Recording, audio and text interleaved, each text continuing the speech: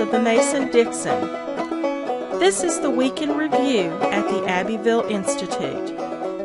Here is your host, Brian McClanahan. Welcome back to the Week in Review at the Abbeville Institute. This is your host, Brian McClanahan, and this is episode 155, covering the week of January 25th through February 1st, 2019.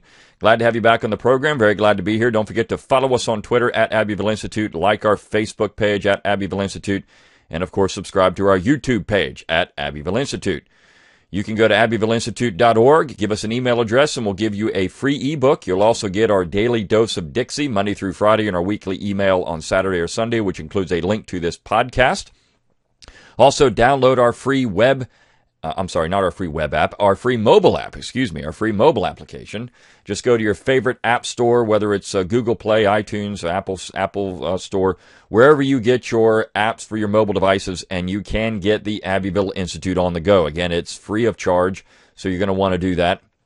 Also, don't forget that we exist on your generous contributions alone. So if you want to make a tax-deductible contribution to the Abbeville Institute, just go to our webpage, abbevilleinstitute.org. At the top of the page, you'll see a button that says support. Under that, you'll have donor options, and you can donate monthly or annually or give us a one-time gift. All those options are available.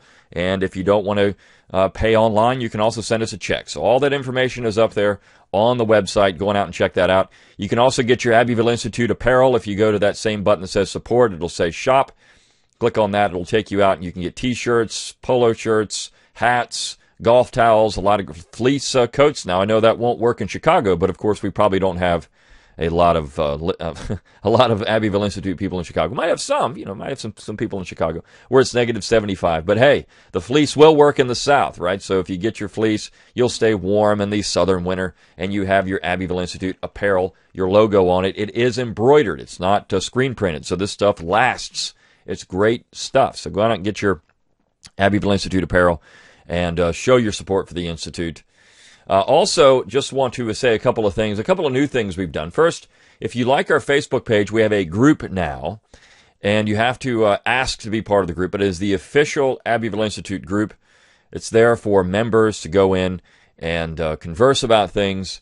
It is through approval. But you do have to ask to be part of it. But we do have that. And also, this last week, I conducted a free online Jefferson seminar on Albert Taylor Bledsoe's Is Davis a Traitor? It's the first of 4 sessions. So we've got 3 sessions coming up. One on the 5th, one on the 12th, one on the 19th of February. They're on Tuesdays at 8 p.m. Eastern. It is free of charge again. You go on out. We give the link on the Facebook page, on Twitter. You just click on it. Takes you over to YouTube, and you can watch the session. So some people have said, we'd like to attend Abbeville Institute conferences and other things, but they're either too expensive or, we can't get there because of time, whatever the case may be. Well, this is a conference, essentially, with a speaker, myself, for this. And we're going to do more of these with other speakers, but this was a trial run, and it was wildly successful. So we've got 3 more sessions coming up. You can follow along if you get Bledsoe's Is Davis a Traitor? It's, again, a public domain book, so there's no cost for it. Just go out and look that up. Albert Taylor Bledsoe, Is Davis a Traitor? And do the reading, and I'll talk about, I think it's chapters 5 through 13, I want to say, for this next, or 5 through 12 for this next session. And so we're going to go through that. We'll finish all 20 chapters in the 4 sessions, and it's going to be a grand time. And you can come on and ask questions. You can converse with people that like-minded people in the chat window. So it's a great time. You're going to want to come on out to that. Again, free of charge, no cost to you, and you just follow along and watch as we're doing it. So those are a couple of great things we're doing. We've got another great initiative that's in the works. Hopefully by the summer this will be out.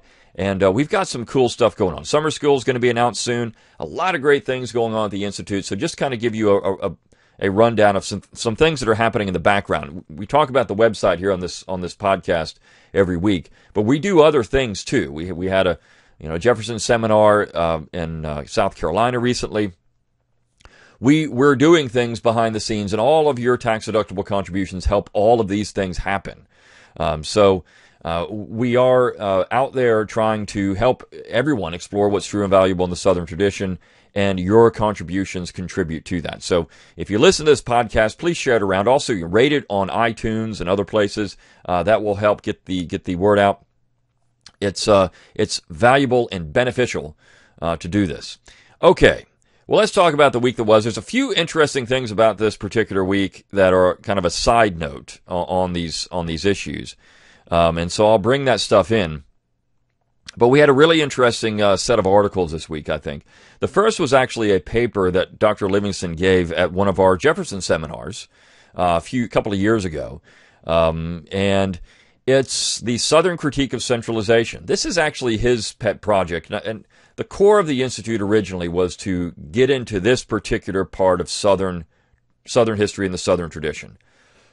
And that was this resistance to centralization. What did that mean?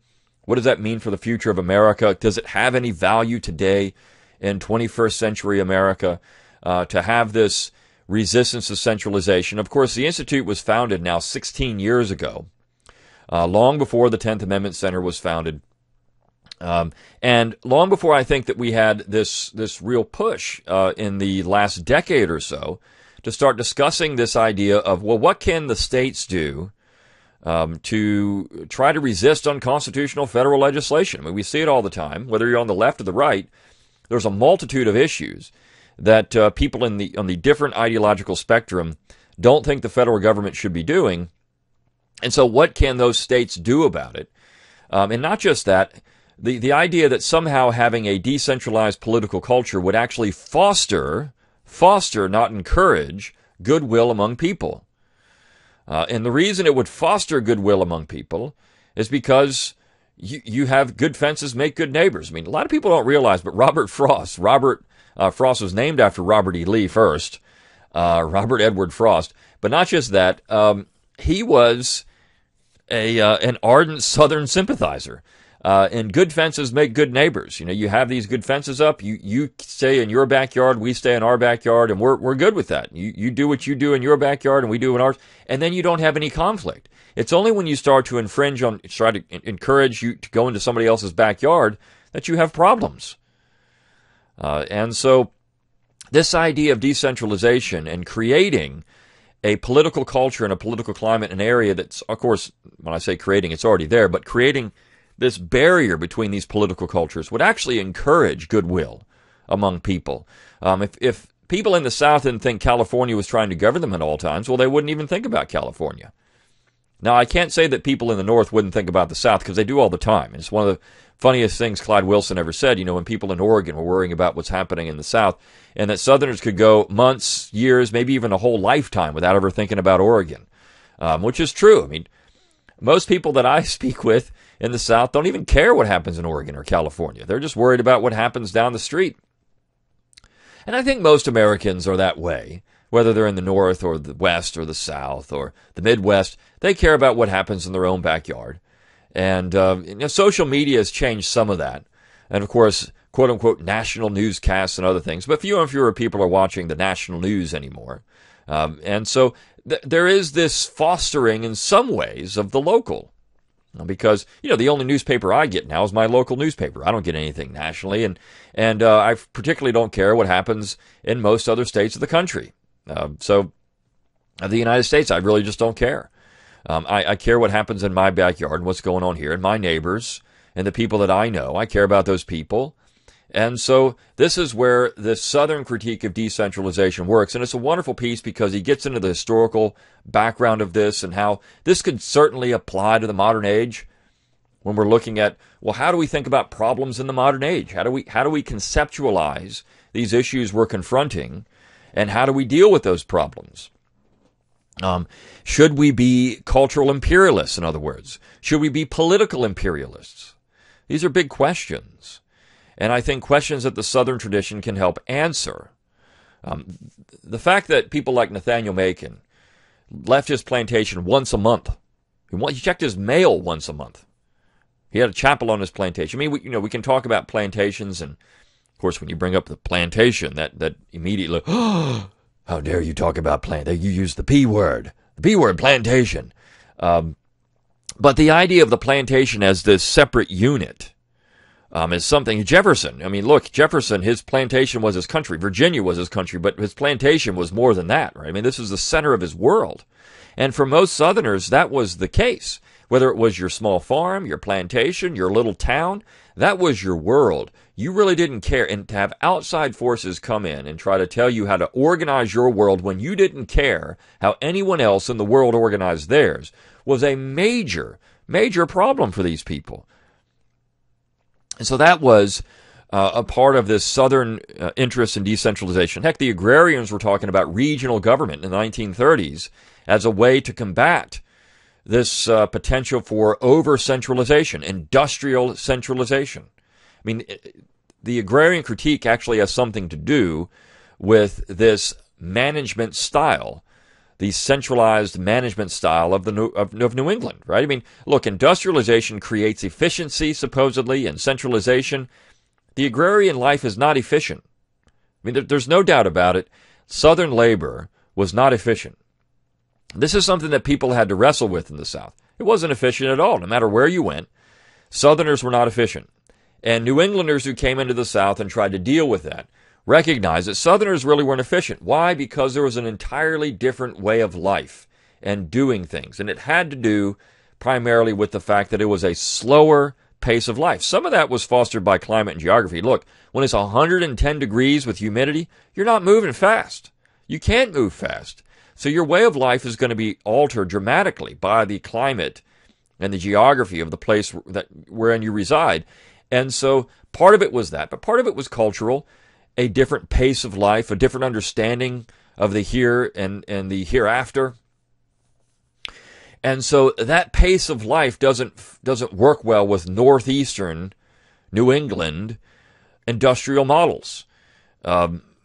Even when you get into the New South and the way that Southerners viewed factory work, it was entirely different than the way Northerners viewed factory work and in your 8-hour day and your breaks and other things. I mean, Southerners like to have a leisurely pace of life, and they weren't as efficient. They didn't get stuff done as fast, and you just had to deal with that. I mean, stuff got done when it got done. It wasn't lazy. It was a conception of life and pace of life that was more important. It didn't mean they didn't work hard. They did work hard, but they had to work hard at their own pace. And this was across the board. It didn't matter if you were talking about white Southerners, black Southerners. It was across the board. Inefficiency was part of the agrarian life.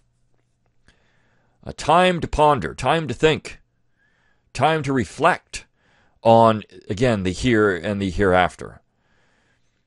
And the process of planting something and waiting for the seasons and the harvest and these other things, it creates a sense, it's a rhythm to life. It's a different kind of rhythm to life than mass production. And so as industrialization came to the South, and I would say that this way of life is no longer there in the South as much, because Southerners have been forced to accept a New England model, whether it's banking, finance industry, and so we're on the New England model of efficiency now. When I drive to work and I'm listening to the local talk station on the radio, they have a commercial on there for a company that's about efficiency, and it's got this guy that comes on in a Midwestern accent. For those who get it done, you got to go out and get your stuff, because this is efficiency. You know what makes me nervous? Efficiency. This is being aired in a southern town, but you've got this Midwesterner on there, and this is supposed to be the guy that is driving people into this business, and he's talking about efficiency. What scares me is efficiency. I've got to have stuff to get it done. The only person I can trust is me.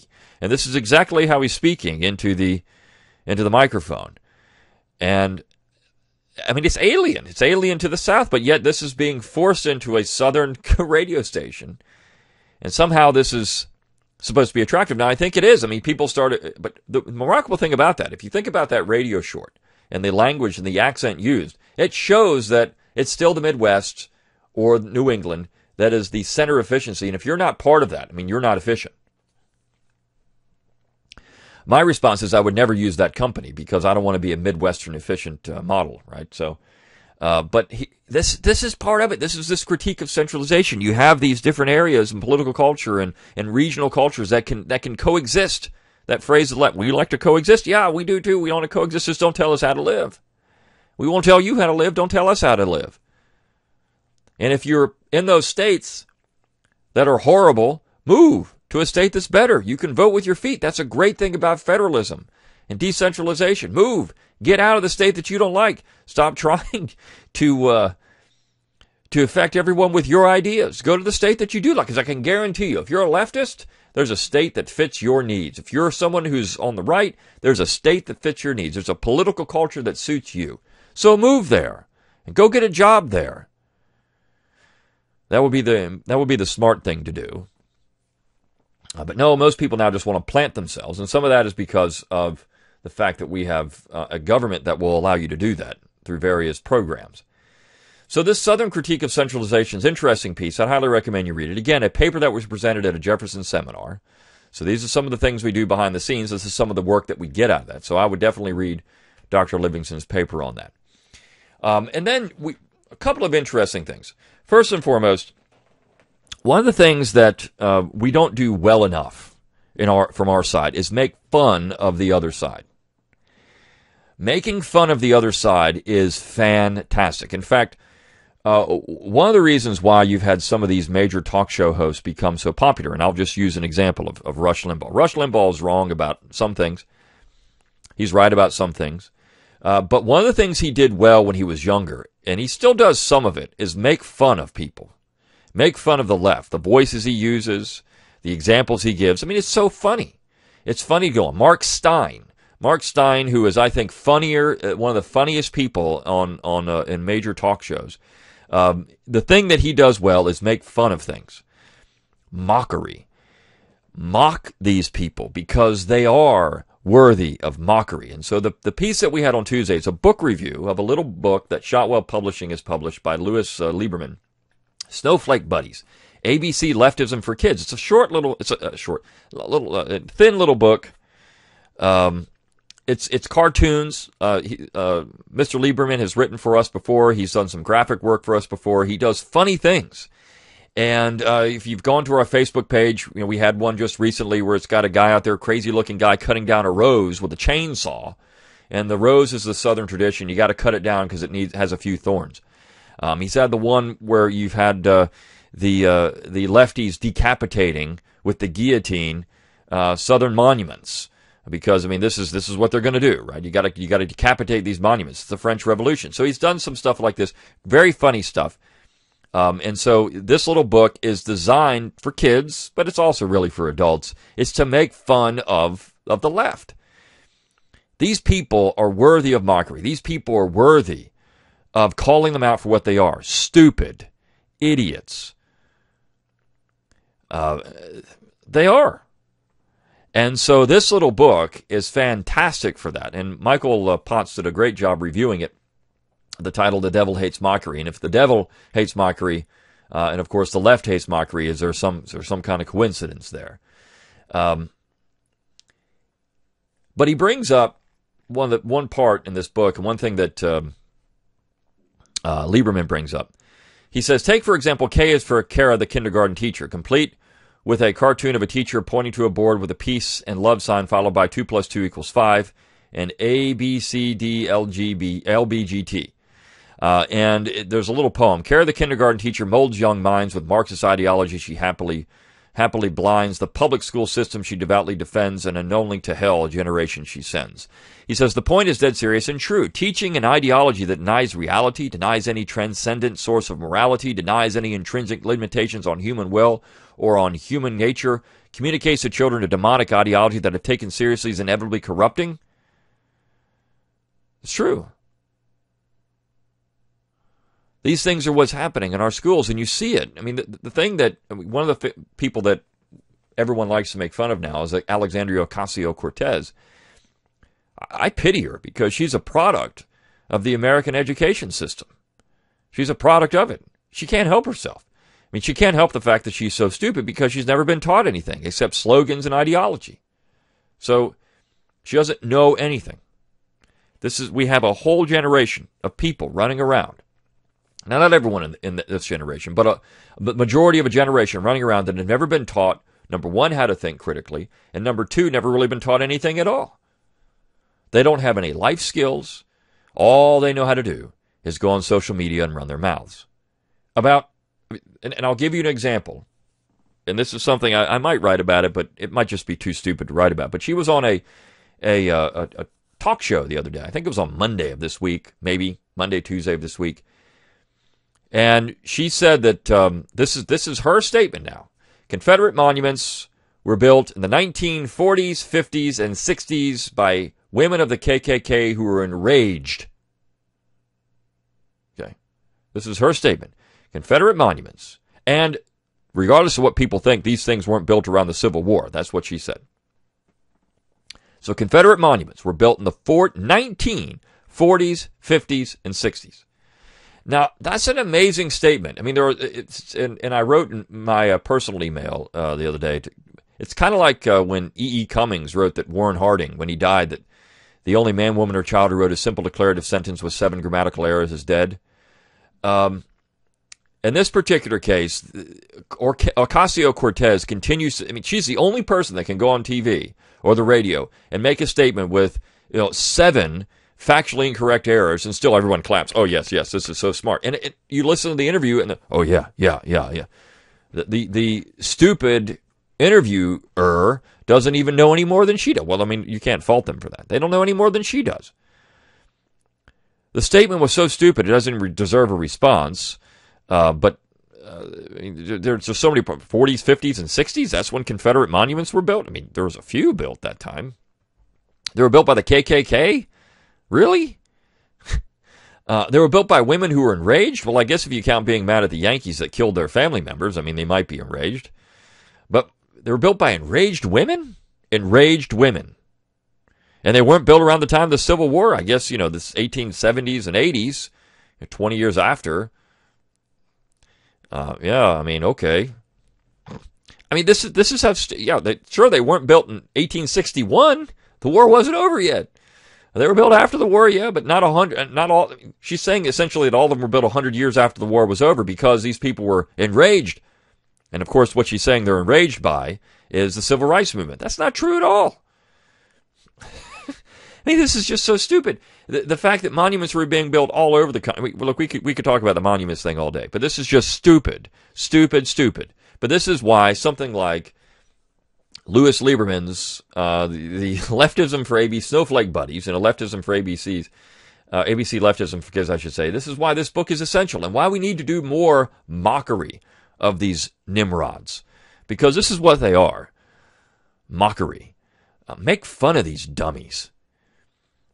It's almost to the point that they can't parody themselves. I mean, a parody wouldn't even be as good as reality. And that's where we get to the piece on Thursday. Let me just piggyback into that very quickly. Orwells America. This is written by Alphonse Louis-Vin, and he's one of our long tenured authors in the pro-Southern movement, a Southern tradition. He's a literary professor, and he wrote a piece a little while ago. He wrote it in the 90s. And we talked about Julian Green, and a wonderful piece. But this particular piece is on the AHA statement from 2017, which was condemning Confederate monuments. I wrote about this right after the piece came out, but it's always good to revisit these things, because essentially what we're living in, and the title of the piece is Orwell's America. We've got Orwell's America. 1984 was not supposed to be a handbook for how to run the world, right? But this is what we've got.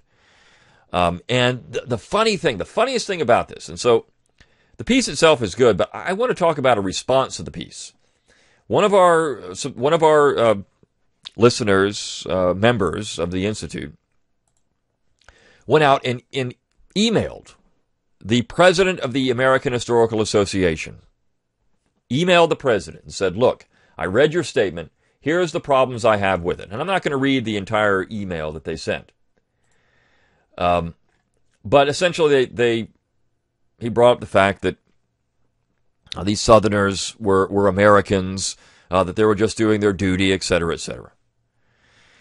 The response came back fairly quickly from James Grossman, who is the executive director of the AHA. So this is what Mr. Grossman, or Dr. Grossman, who has written a couple of books on 20th century African American history. This is what Dr. Grossman said. "Dear Mr. So-and-so, You state with reference to Confederate generals and government officials who were graduates of the United States Military Academy that, quote, all of the men abided by the teachings of West Point. Please note that they took up arms against the government of the United States of America. I have visited the United States Military Academy on more than one occasion, and we count their faculty among our membership. I can assure you that their teachings have never included the acceptability of their alumni taking up arms against the government to which they had sworn allegiance. So that was his response. That was Dr. Grossman's response. So this individual writes back and asks for him to resign. But listen to that response. It's seething with a haughty, holier-than-thou position. It's the treasury of virtue. It's condescending. This is what academics are. It's thin-skinned. He's been to the United States Military Academy a number of times, and their faculty are among our supporters, and they have never taught that it's been acceptable for these people to take up arms against the United States government. No, but what this author didn't point out, and what, of course, I guess Dr. Grossman doesn't know, is that when he said that all men abided by the teachings of West Point, they were taught secession at West Point. The textbook they use, Rawls, textbook on the Constitution, actually said that secession was legal.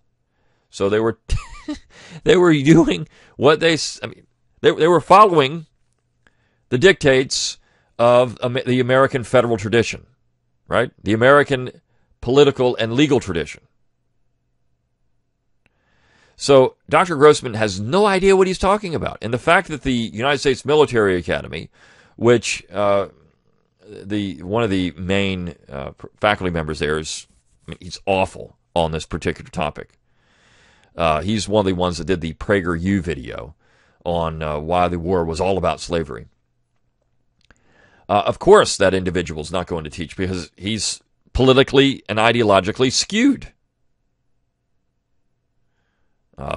So they didn't, and the other thing, they didn't swear allegiance to the government of the United States. They swore allegiance to the Constitution of the United States. If you go back and you look at their oath, their military oath, they swore to the Constitution of the United States, not to the government. So there is a major difference there.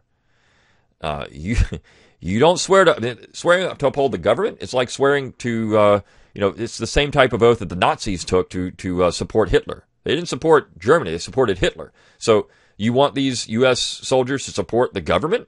No, you're supporting the Constitution. If the government violates the Constitution, well, then you support the Constitution over the government. And that's the whole point of your oath as an officer. You swear to uphold the Constitution, not the president, not the government. You're not swearing to an individual or to an institution. You're swearing to the Constitution. So Dr. Grossman has no idea what he's talking about, which is par for the course. His email address, by the way, is jgrossman@historians.org. So you can email him if you would like, jgrossman@historians.org, and tell him what you think. But that was the response. And so, just hilarious. The other piece that we had, and I'm running short on time here, so I don't want to go too far over. The other piece that we had, a couple other pieces. One was on Kentucky's Confederate Sons. This is by Jerry Saltier, and it's great because a lot of people don't think about Kentucky as a Confederate state. It happens all the time. People don't associate Kentucky with the Confederacy, but of course it was. And in Jefferson Davis from Kentucky, you have the large Jefferson Davis Monument in Kentucky, which is essentially a replica of the Washington Monument. It's a large obelisk, not as large as the Washington Monument itself, but a real interesting monument. And of course, you've had others, John Breckinridge, who was from Kentucky, and a lot of people. But one of the things that he actually provides a link for in this particular piece is that it's a letter from Karl Marx. And he says here, quote, "Is it merely a coincidence that a man like Davis would, in later memoirs, compare the high-handed behavior of the Lincoln administration to that of Maximilian Robespierre? Maybe. Is it a coincidence that Lincoln would, on the occasion of his re-election, receive an effusive letter of congratulations from the then obscure political theorist named Karl Marx? Maybe. Then again, maybe not. Marx wrote it in 1864 congratulating Lincoln, and he actually linked to the letter. And it talks about how, the workers of America are behind the North. I mean, so when you're supporting the North, we talk about, people that support you, and this is, this is what the left likes to do. Well, these people support you, so obviously you attract bad people. Well, here you have this letter from Marx, which is, of course, you want Marxists to support you, communists, and the communists are supporting Lincoln. It's a wonderful little link in there. And I like this piece because it gets into the fact that Kentucky was very Southern. Robert Penn Warren from Kentucky, for example. I mean, Kentucky was a Southern state, still is a Southern state. The people of Kentucky, a lot of places in Kentucky. And so we forget that part of it, that part of Confederate history. And then on the other hand, we have the last piece of the week, Paul Yarborough's Texas is going to be bluer than a blue bonnet. He's talking about the neocons and how it's not really the left that's to worry about in this transformation of the South into something else. It's the neoconservatives. It is true. The left can be dealt with. This is what Jefferson used to say. Look, we can deal with big government. We can deal with big banks separately. You put them together, you got a problem. The problem with what's going on in the South is you've got the lefties who are, of course, going to attack. You've got Karl Marx. They're going to attack the traditional South. But then when you put the neoconservatives in the mix, they are the agents of the change because Southerners keep voting for these Republicans and thinking that these people think like them, and they don't. And they go in, and they are the wolves in sheep's clothing because they come in, and they're the ones that are actually part and parcel of this process to purge the South of any Confederate symbols. When you've got Karl Rove talking about one of his favorite historians is Eric Foner. I mean, you're in trouble. These are the quote-unquote conservatives. You see, so it's that group that's more of the problem than the left. You expect it out of the left. I mean, you can deal with the left. You can mock them. You can make fun of them because it's easy. I mean, look, they're just a bunch of nincompoops. You can deal with them. But what's hard to do is when you get the people who are supposed to be on your side, who are now advocating tearing these things down, they become the agents of change, and they become the problems. And so he points out that you've got these political class in Texas. They're destroying themselves, and they're going to be having, as he says, their own Beto moment. But they're the ones who are going to be facing the wrath because the left won't keep you around. You become a useful idiot for them. You become the useful idiot. Okay, well, yeah, we're going to agree with you. I do this, and then when it's done, we're still booting you out of office anyways, and we're getting one of our Marxists in there, and we're going to go even further than what you would. So the point is, don't be the useful idiot. Don't be the useful idiot for these people. Tell them that they're wrong, and stand up to them because I mean it's easy to they're paper in the wind. You can push them over with a finger. Their positions are so stupid, not based in reality. That you can push them over with a finger. But yet, when you get people that, well, it means well-meaning people. Well, I mean, we gotta be, nice and we gotta get along with people. Well-meaning people are the problem. Be proud of the Southern decentralist tradition, the Southern traditions, and all that they are, that are worthy of being proud of. There's a lot of great things in the Southern tradition. Be proud of those things and stand up for it. Because I mean, there's nothing to be ashamed of in that. And I think that there's nothing to be ashamed of in having Confederate ancestors, for example. They were fighting for a cause they thought was right. Union soldiers were saying this after the war. The people that were being shot at. And yet nowadays we have these descendants of these men. We can't have a plaque up honoring them anymore. Because they've been told in their education, again, it's not their fault. They've been brainwashed in the schools. All these things are wrong. So that's what I like about this piece. It really points that out. We had a great week at the Institute, a lot of good stuff, and I hope you enjoy our articles. If you want to contribute something, send us something. We'll consider things. We always are looking for new writers and new people who are interested in the South and the Southern tradition. So send us. There's information on that on the website on how to submit articles for our consideration. We'd love to hear from you. And we appreciate all of your support. So until next time, good day.